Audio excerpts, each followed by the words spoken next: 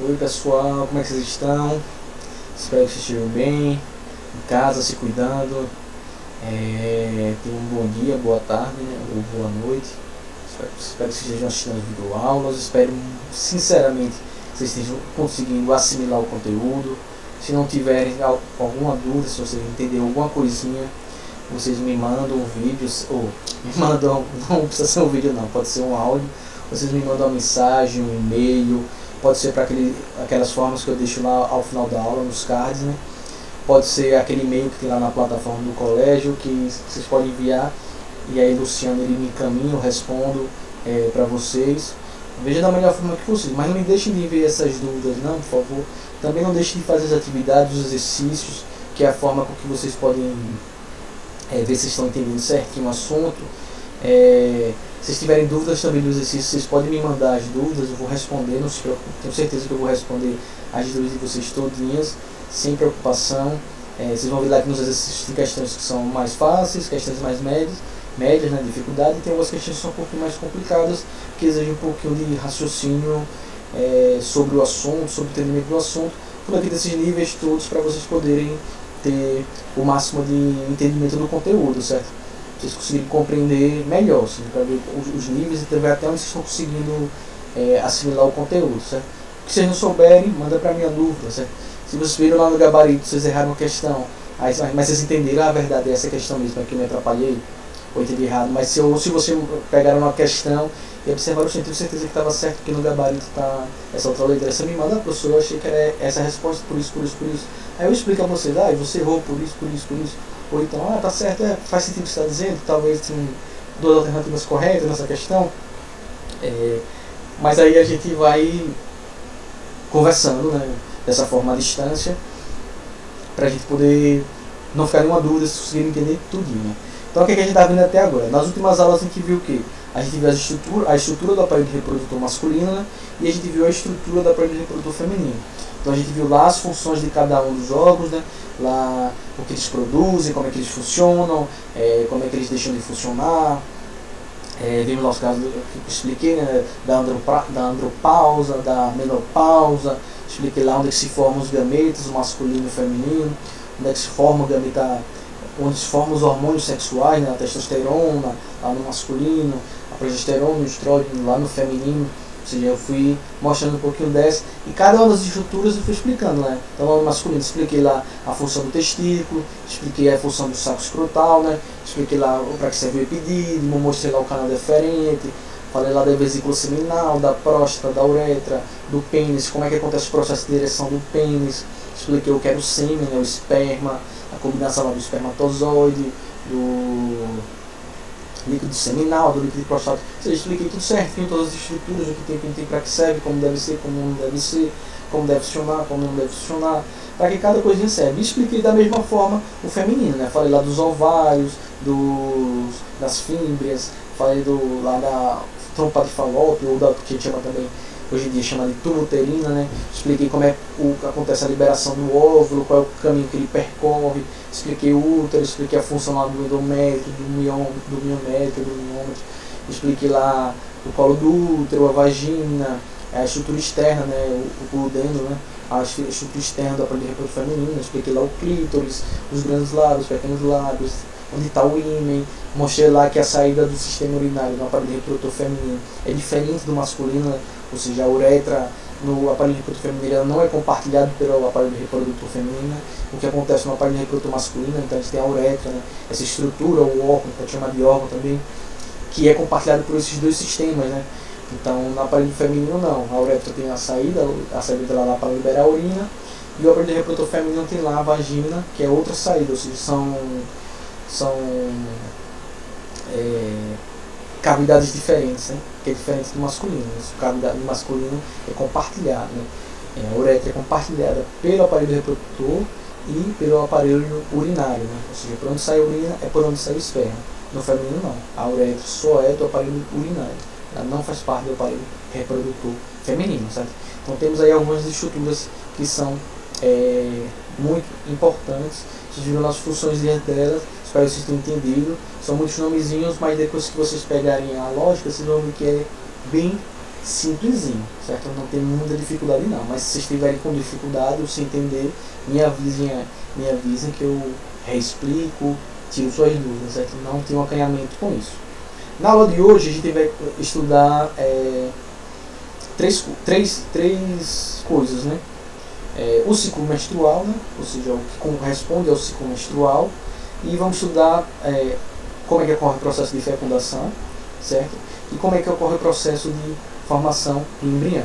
Ou seja, a gente vai estudar o ciclo menstrual, a fecundação, as etapas da fecundação, as etapas do ciclo menstrual, a fecundação, ou seja, a etapa da fecundação, e depois da fecundação o que acontece, e a gente vai estudar até o processo de nidação, ou seja, até o processo que o embrião se fixa lá, ou seja, que cava e perfura lá a parede do útero do endométrio. Então vai estudar até essa parte, certo?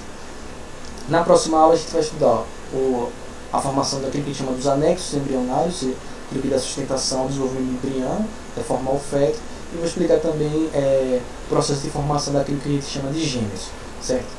Então vamos aqui começar com o ciclo menstrual.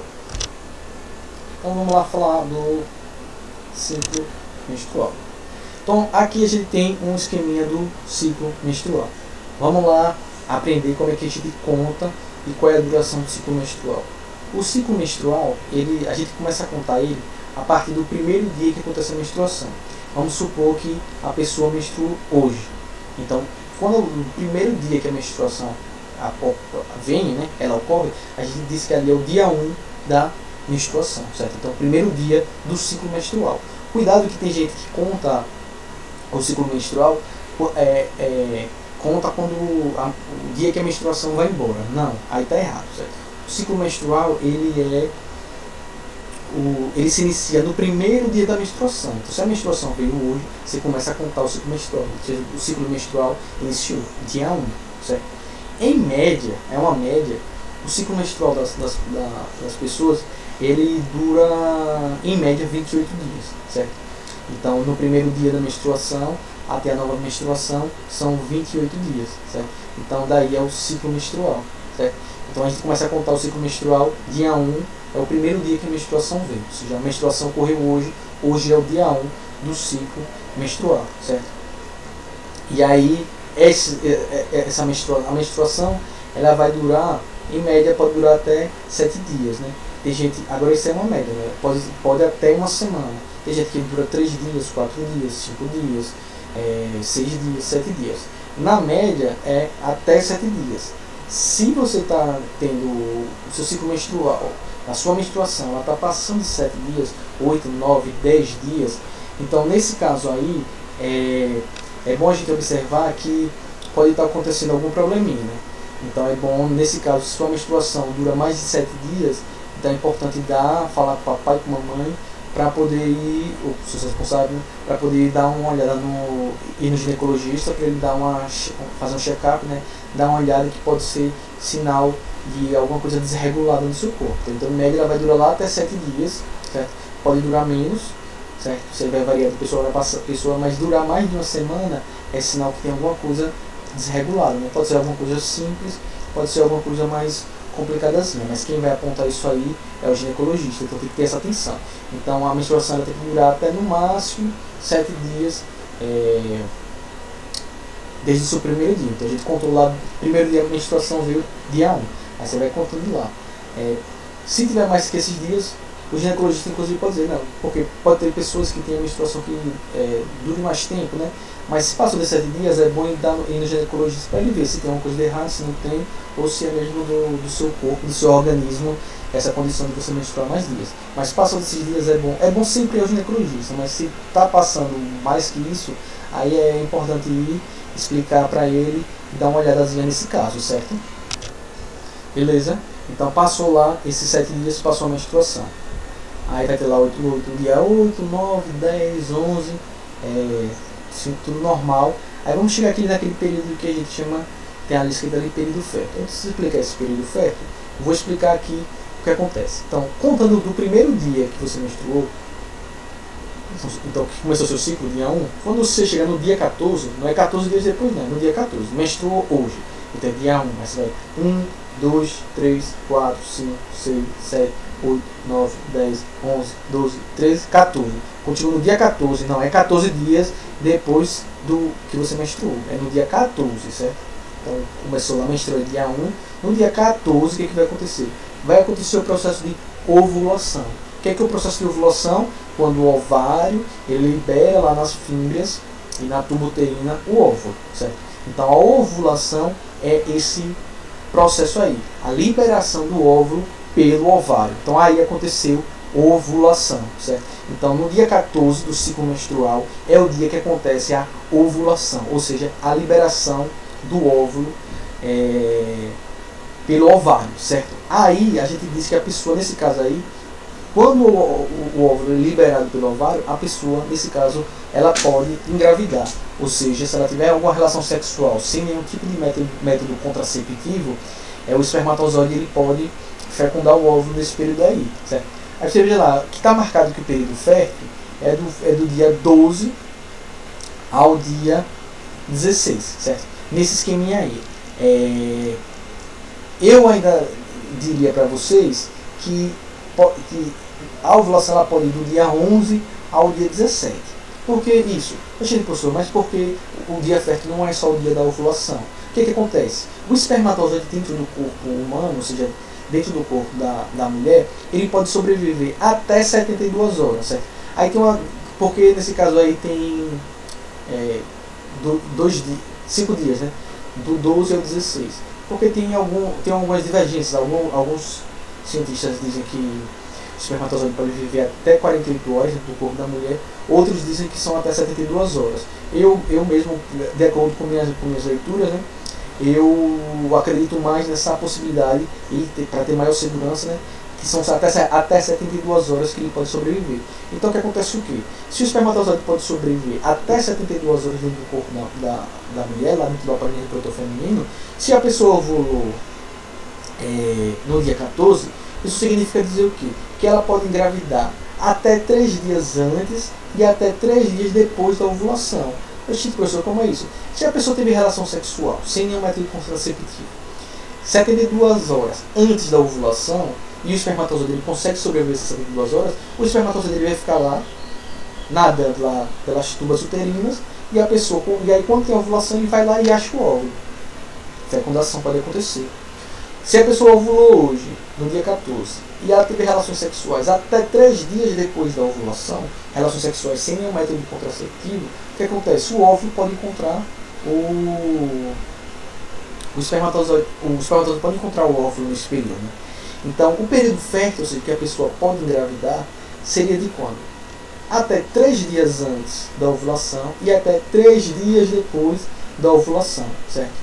Então, esse período é o período que a gente chama de período fértil, que a pessoa pode engravidar. Nesse esqueminha aqui que vocês estão vendo aí, ele está considerando espermatozoides que podem sobreviver até 48 horas.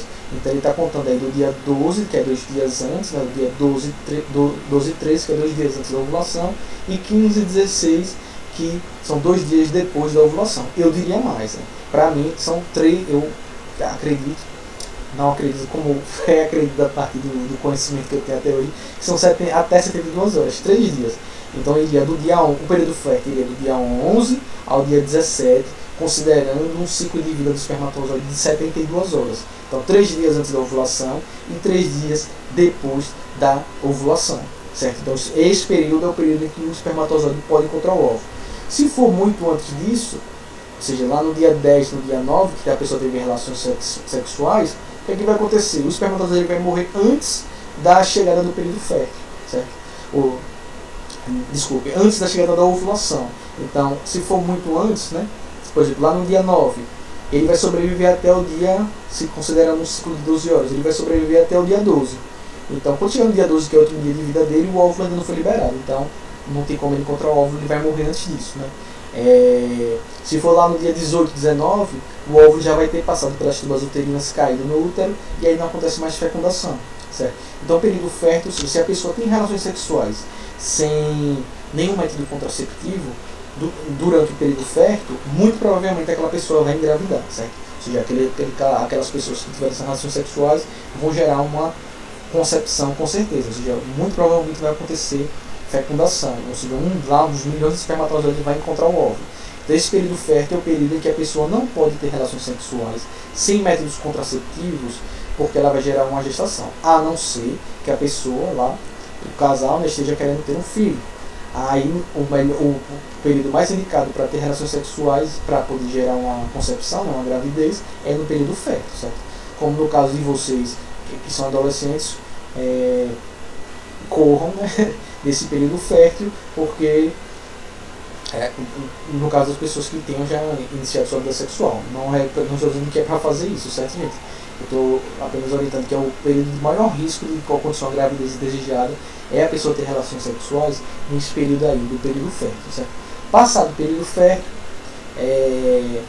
o corpo aí já não tem mais risco de gravidez. Mais ou menos uma semana antes da menstruação, né, que a menstruação vem, a gente tem aquele período que a gente chama de TPM, que é a tensão pré-menstrual. Na tensão pré-menstrual, é um período que a gente tem oscilação dos hormônios sexuais, que faz com que às vezes a pessoa tenha alteração de humor. Às vezes tem alteração de humor, às vezes tem alteração, a pessoa fica com sensação de cansaço, irritada. Tem gente que não sente nada, mas tem gente que passa por várias coisas, sensação de calor, tontura, por aí vai de uma pessoa para outra. A TPM, ela não é uma invenção, sabe? A TPM, essa tensão pré-menstrual, ela existe porque a gente vai ter uma alteração na variação dos hormônios sexuais, certo? Então o que acontece lá, quando chega no último dia do ciclo menstrual, que geralmente é no dia 28, a menstruação vem de novo. Então o último dia do ciclo menstrual é o primeiro dia do novo ciclo, né?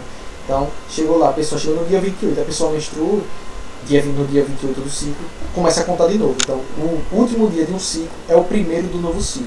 Então começa a contar de novo. Menstruou, dia 1, 2, 3, 4. Aí você vai.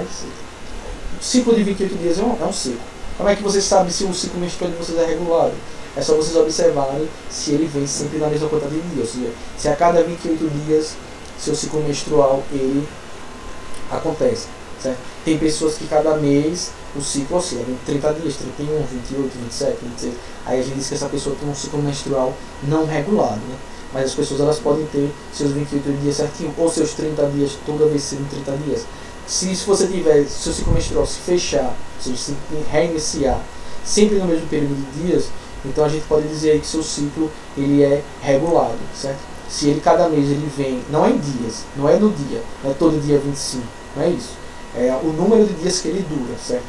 Então se ele dura 28 dias, se ele dura 30 dias sempre, todo mês ele dura 30 dias, ou seja, o primeiro dia que você menstrua até você menstruar de novo demorou 30 dias, sempre assim, seu ciclo é regulado, né? Mas ele tem uma duração maior, certo? O que você precisa observar? A gente considera o dia da ovulação, o 14º dia do ciclo, para pessoas que têm um ciclo menstrual de 28 dias, certo? Se você tem um ciclo menstrual de 30 dias, significa dizer que sua ovulação, ela, muito provavelmente, ela oscila, né? Não vai ser no dia 14, mas pode ser no dia 15, 16 do ciclo, certo? Porque como seu ciclo menstrual é maior, significa dizer que sua ovulação, ela acontece, ela varia o dia da ovulação, de sua ovulação, certo? Então, acontece no dia 14 para aquelas pessoas que têm um ciclo certinho de 28 dias, certo? Tem aplicativos, que existe uma série de aplicativos que eles marcam para você o seu ciclo menstrual. Tem vários apps que você pode baixar, aí você marca lá, você diz lá o dia que você menstruou, né, e aí ele vai fazer seu ciclo todinho. Ele vai dizer quando você vai ovular, qual é o seu período fértil, quando vai iniciar a sua TPM e quando você vai menstruar de novo, certo? Tem muitas pessoas, conhecer o ciclo menstrual é um dos métodos contraceptivos. Um dos métodos de contraceptivos, ou seja, para a pessoa não engravidar, que a gente chama, as pessoas utilizam, eles são os mais antigos que existem, que é que a pessoa chama de tabelinha, certo? Ou seja, ela faz a tabela dos dias do ciclo menstrual dela e ela sabe quando é o ciclo fértil dela, ou seja, quando ela ovula e quando ela pode engravidar. Então a pessoa, pela tabelinha, ou seja, sabendo o seu ciclo menstrual, ela sabe quais são os dias que ela pode ter relações sexuais ou que ela não pode ter relações sexuais para evitar uma gravidez. A tabelinha, as pessoas só podem usar esse método se o ciclo dela for certinho, ou seja, ela tem todo mês o ciclo dela de 28 dias certinho, sem variação nenhuma, todo mês o ciclo dela é certinho. Aí ela pode ter pode utilizar esse método tabelinha, que é arriscado. Esse é um dos mais arriscados. Ele é mais antigo, mas ele é um dos mais arriscados, porque ele tem muita chance de dar errado, certo? O que acontece? Se em um mês seu ciclo variou, ou seja, se o dia que você ovulou, se você ovulou, por exemplo, no dia 13, você teve uma variação do seu ciclo e ovulou no dia 13, significa o quê? Que seu ciclo menstrual, ou seja, que seu período fértil, ele andou. Ou seja, se você, no caso desse exemplo aí, se você ao invés de ovular no dia 14, você ovulou no dia 13, significa dizer o quê? Que seu período fértil andou para trás.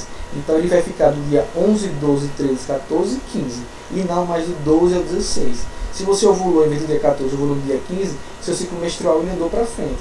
Então o período fértil ele oscilou do dia 13 ao dia 17, seguindo essa tabelinha aí, certo? Então por isso que é muito arriscado. Que se você tiver uma variação no dia da ovulação, o período fértil ele se modifica também. E aí a pessoa pode ter uma gravidez não desejada seguindo esse método, certo? Então mais pra frente a gente vai estudar todos os métodos contraceptivos, mas esse é um dos tipos que existe aí, que a gente chama da tabelinha, certo? Ou seja, contando os dias do ciclo menstrual, a gente consegue saber qual é o período fértil, se o período que a pessoa pode engravidar ou não, certo? Beleza? Vamos agora para a próxima coisinha aqui. Olha aqui o ciclo menstrual que a gente observa a partir do ciclo uterino, ou seja, o que é que acontece no útero, no aparelho do útero, lá no endométrio, certo? Então você tem lá no dia 1 a menstruação, então veja que vai diminuindo, né? Ou seja, ela vai liberando lá o endométrio que sai, que é a menstruação, então essa parede vai ficando mais fina. Aí o que acontece no dia 4 lá, ela se estabiliza e aí acontece, a partir do dia 4 a parede do útero vai ficando mais grossa. Lembra lá que eu falei que todo mês, todo ciclo menstrual, o corpo está se preparando para uma nova gravidez, uma nova concepção. Então veja que lá a partir do 14 a parede do útero vai ficando mais grossa, cada vez mais grossa. Quando chega lá no dia 28, não teve anidação, ou seja, o embrião não se fixou na parede do útero, o que acontece? Vem novamente a menstruação. Então a parede do útero o endométrio começa a se desfazer, vai ficando mais fino, vai sendo liberada a menstruação, e aí se inicia de novo. Primeiro dia vai diminuindo, a partir do dia 4 se estabiliza, a parede do útero começa a crescer de novo, aumentar de volume, chega no dia 28, não engravidou, não teve anidação, a parede do útero se desfaz, sai na menstruação, e aí ele vai seguindo todo o ciclo menstrual. Vocês podem ver nessa parte de baixo que vocês têm aí ali o que está acontecendo com o óvulo. Então lá está lá o óvulo amarelinho lá, o corpo que chama de corpo, fase folicular, né, o corpo folicular, forma lá o folículo no ovário, né? Esse folículo é o óvulo se ficando maduro, né? Então lá no dia 14, olha, que o óvulo lá era aquela bolinha preta, no dia 14 o óvulo saiu do ovário, sofreu ovulação, ele vai caminhando, chegando lá mais ou menos lá na metade, lá no dia 16, 17, né? Esse óvulo ele passa da tuba uterina, ou seja, não tem mais como ter a fecundação, caiu no útero, vai embora junto com a menstruação, a pessoa já não tem mais como engravidar, certo? Por um acaso da vida, a pessoa em seu período fértil teve relações sexuais, ela não usou nenhum método contraceptivo, não usou camisinha, não usou nenhum outro método contraceptivo, ela, por um acaso, teve relações sexuais no período fértil. O que acontece lá? Vem o espermatozoide e encontra o óvulo. Vamos ver aqui o processo de fecundação. Então temos lá o espermatozoide, olha, em vez de medir lá o acrossoma, né, que é aquele capacete que tem aquelas enzimas para romper aquela barreira que tem lá as substâncias ligantes, né, na zona pelúcida, na corona radiada.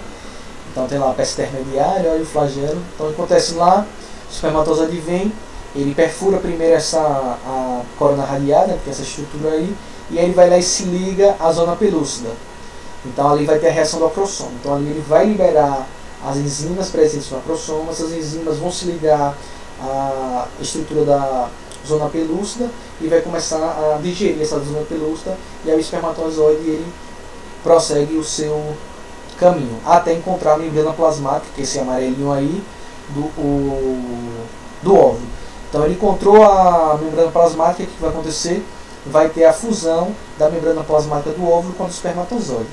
Então a membrana plasmática do óvulo vai se fundir, ou seja, a membrana que cerca o óvulo e o espermatozoide se combinam, e aí o que acontece? O que é que entra dentro do óvulo? O núcleo do óvulo, ou o núcleo do espermatozoide, e a peça intermediária do flagelo ficam para trás, certo?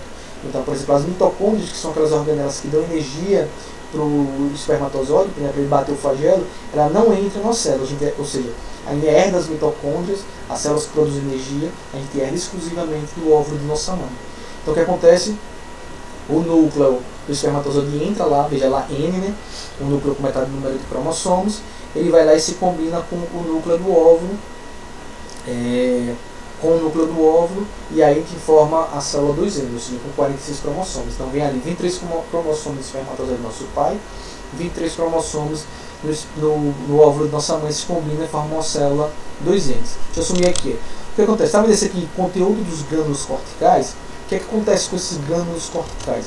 Quando o espermatozoide tem essa combinação das membranas que a estrutura do espermatozoide ele entra no óvulo, esses grânulos corticais eles liberam a substância que trava a zona pelúcida e a coluna radiária, impedindo o processo que a gente chama de polispermia.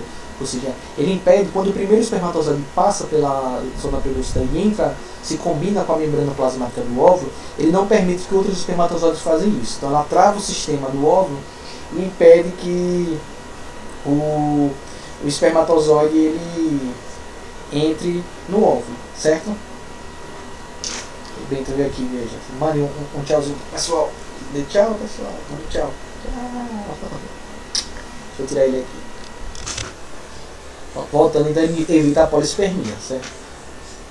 Então só pode entrar só entre um espermatozoide no óvulo. Se por um acaso entrar em dois, o óvulo ele destrói um deles. Só pode ser um, só tem a combinação de um, certo?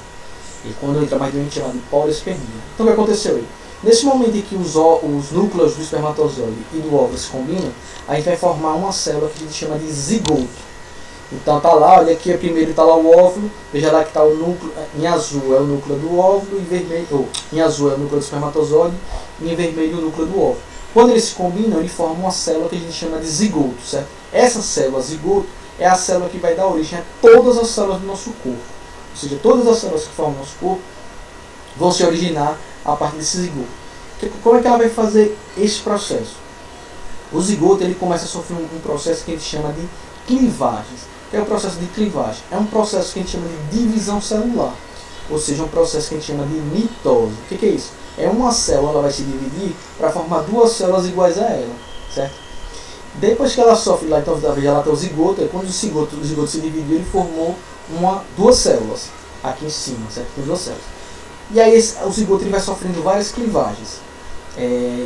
Então, na segunda clivagem ele vai fazer o quê? Essas duas células vão formar quantas células? 4 células. Então sempre vai dobrando o número de células. Então esse zigoto lá era uma única célula, sofreu a primeira clivagem, primeira divisão celular, formou 2 células. Sofreu outra clivagem, formou 4 células. Sofreu outra clivagem, formou 8 células. Sofreu outra clivagem, formou 16 células. E aí ele vai se multiplicando, sofrendo clivagem e gerando várias células. Então chega um momento que ele forma o que a gente chama da mórula, né?